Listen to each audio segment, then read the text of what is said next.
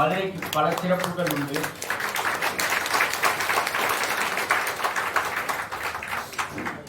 பல சிறப்பின் முத்தாய்ப்பான சிறப்பாக மதுரைக்கு பெருமை தேடி தந்து கொண்டிருக்கின்ற பட்டிமன்ற ராஜா அவர்களை மேடைக்கு வரும்படி அன்போடு அழைக்கின்றேன்.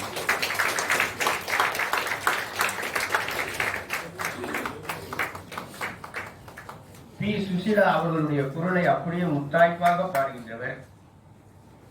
பல பட்டிமன்றங்களில் பேசி மிகப்பெரிய பேரும் புகழும் பெற்ற எங்களது அம்மா விசாலாட்சி அவர்களை மேடைக்கு வரும்படி அன்போடு அழைக்கின்றேன்.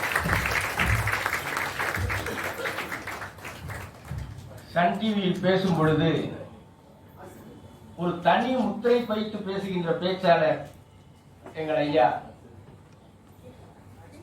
ராஜ்குமார் அவர்களை மேடைக்கு வரும்போது அன்போடு அழைக்கின்றேன்.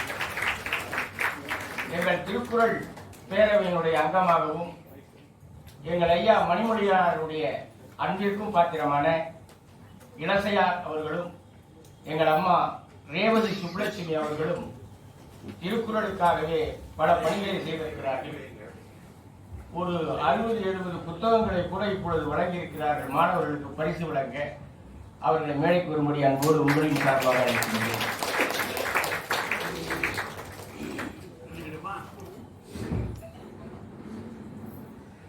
மகாத்மா பள்ளியினுடைய தாளாளர், அன்பிற்கும் பாசத்திற்கும் மரியாதைக்கும் உரிய ஐயா பன்னீர்செல்வம் அவர்களை மேடைக்கு வரும்படி அன்போடு அழைக்கின்றேன்.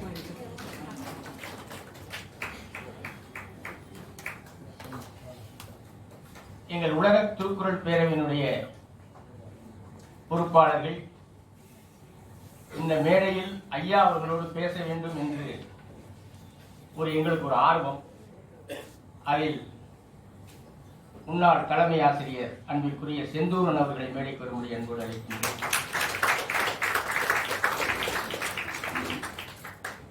தூய மரியன்னை பள்ளியினுடைய முதுகலை ஆசிரியர் அன்பிற்குரிய சந்திரன் அவர்களை மேடைக்கு வரும்படி அன்போடு அழைக்கின்றேன். இந்த பட்டிமன்ற நிகழ்வினை தொடங்கி வைத்து சிறப்பு செய்யுமாறு ஐயா பன்னீர்செல்வம் அவர்களை கேட்டு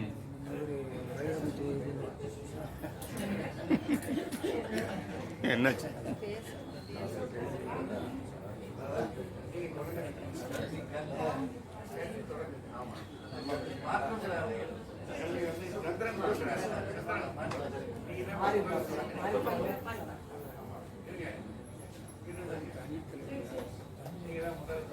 தலைப்பு கல்வியா செல்வமா? அதில் ஒரு கல்வியாளர்கள் இந்த இடத்தை தொடங்கி வைப்பது சிறப்பாக இருக்கும் என்று நினைக்கிறேன். பல நிறுவனங்களை உருவாக்கி மதுரைக்கு பெருமை சேர்த்துக் கொண்டிருக்கிற மகாத்மா பள்ளியினுடைய தாளாளர் அவர்களை இந்த நிகழ்ச்சியை தொடங்கி வைக்கும்படி கேட்டுக்கொள்கிறேன்.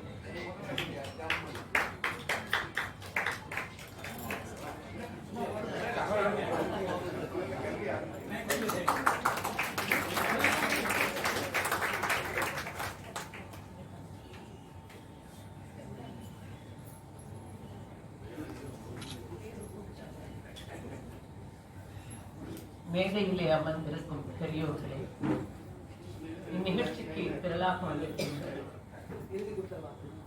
அன்பர்களே, திரு மணிமொழியன் அவருடைய குடும்பத்தோடு நெருங்கிய தொடர்பு கொண்ட ஒரு பெருமை எனக்கு எப்பொழுதும் உண்டு. திருமதி கமலா மணிமொழியன் அவர்கள் என்னுடைய நெருங்கிய தோழி. அவர்கள் குழந்தைகள் எல்லாம் என்னுடைய குழந்தைகள் மாதிரி.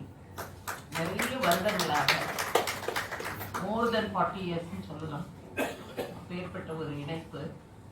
திரு மணிமொழியன் அவர்கள் அடிக்கடி வீட்டுக்கு கூப்பிட்டு நிறைய தடவை உட்கார்ந்து பேசியிருப்போம். ஒவ்வொரு தடவை பேசும்போது நான் அவருடைய பேச்சுல எப்படியாவது திருக்குறள் வந்துடும். ஏதோ ஒரு ரெஃபரன்ஸ்ல வந்துட்டே தான் இருக்கும்.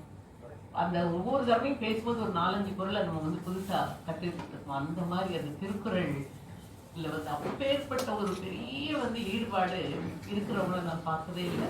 எனக்கு தெரிஞ்சது அவர் ஒரு பொக்கிஷம் அந்த விஷயத்துல பிரமாதமா எது எடுத்தாலும் அதை மேற்கோள் காட்டி அதை திருக்குறளோடு தொடர்பு படுத்தி பேசுறதுல சாதாரண வீட்டு விஷயமாகட்டும் நிறைய தடவை மத்தியானம் சாப்பிட்றதுக்கு இல்லை ராத்திரி சாப்பிட்றதுக்கு போயிருக்கோம். நம்ம நல்லா பேசி நல்ல விஷயங்களை பேசி தெளிவுபடுத்துறது அவர் மாதிரி நான் பார்த்ததில்லை. ரொம்ப அன்பானவர். நிறைய உதவிகள்லாம் எங்களுக்கு செஞ்சிருக்காரு. அந்த மாதிரி ஒரு நல்ல குடும்பத்தோட நல்ல தொடர்பு இன்றைக்கு வரைக்கும் இருக்குன்னா அதுக்கு காரணம் அந்த நல்ல இயல்புடைய அந்த அந்த குடும்பத்தாருடைய இயல்பு தான் அதுக்கு காரணம். ஸோ இது வந்து இந்த மாதிரி நிகழ்ச்சிக்கு நான் நிறைய தடவை வந்திருக்கேன். அண்ட் இன்னைக்கு வந்து என்னை பேச கூப்பிடுவாங்கன்னு நினைக்கவே இல்லை. ரொம்ப ரிலாக்ஸ்டாக உட்காந்துருந்தேன் கமலா கூட பிள்ளைங்களோட பேசிட்டு. ஸோ ஆனாலும் வந்து ஒரு பெருமை தான். இன்னைக்கு நீங்கள்லாம் வந்து என்னை வந்து இதை தொடக்கி வைக்கிறதுக்கு பேச கூப்பிட்டதுக்கு ரொம்ப ரொம்ப ரொம்ப சந்தோஷம். ஸ்கூல்ல பேசி பேசி பழக்கம் தான். ஆனாலும் உங்களை மாதிரி பெரியவங்களை எல்லாம் பார்த்து பேசுறது கொஞ்சம் பயமா இருக்கு. நிறைய அறிவுசார் பெருமக்கள் இருக்கிற இடம். நான் பாட்டுக்கு எதையாவது பேசிடக்கூடாது. ஸோ இந்த நிகழ்ச்சி ஒரு நல்ல நிகழ்ச்சி, அவரை பெருமைப்படுத்துகின்ற நிகழ்ச்சி. ஐயா திரு சால்மன் பாப்பே அவர்கிட்ட பற்றி தெரியாதவங்க இருக்கவே முடியாது உலக அளவில். ஸோ நிறைய தடவை அவருடைய பட்டிமன்றத்தை கேட்டிருப்போம். திரு ராஜா அவர்கள் அவர் பேசுறது நிறைய தடவை கேட்டிருக்கேன். ஸோ இந்த மாதிரி நிறைய பெரிய அந்த துறையிலே மிகப்பெரிய சாதனை படைத்தவர்களாக இருக்காங்க. ஸோ அதுக்கு நடுவில் நான் நிற்க விரும்பல. ஐயாவுடைய பேச்சை கேட்கணும், எல்லாருடைய அந்த கலந்துரையாடலை கண்டிப்பாக கேட்கணும், பயன்பெறணும். இதெல்லாம் வந்து நிச்சயமாக மண்மொழி அவருக்கு நாம் செய்கின்ற ஒரு பெரிய கைங்கரியம். அவருடைய அந்த ஆத்மா வந்து நிச்சயமாக மகிழ்ச்சி பெறும் இந்த மாதிரி நிகழ்ச்சிகள் நடக்கிறத பார்க்க.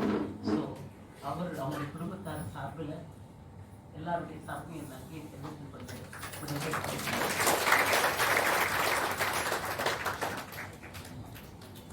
தமிழறிஞர்களுக்கு ஐயாவுடைய இளைய மகனார் கல்யாணராஜன் அவர்கள் பொன்னாடி அணிவித்து கௌரவிக்கிறார்.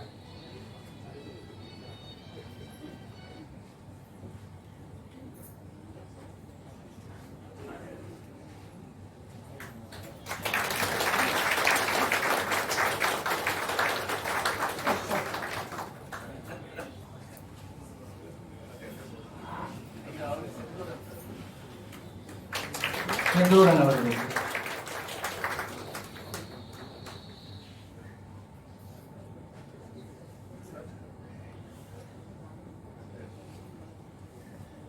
ராஜ்குமார் அவர்களுக்கு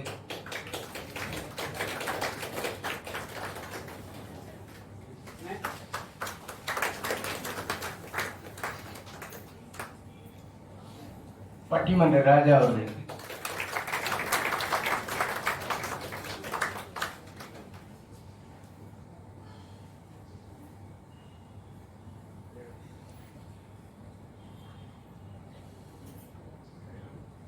அம்மா ரேவதி அவர்களுக்கு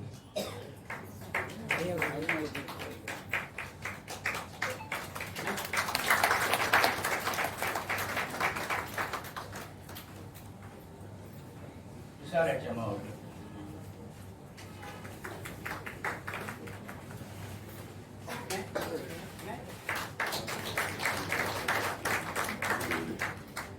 சந்திரன் அவர்களுக்கு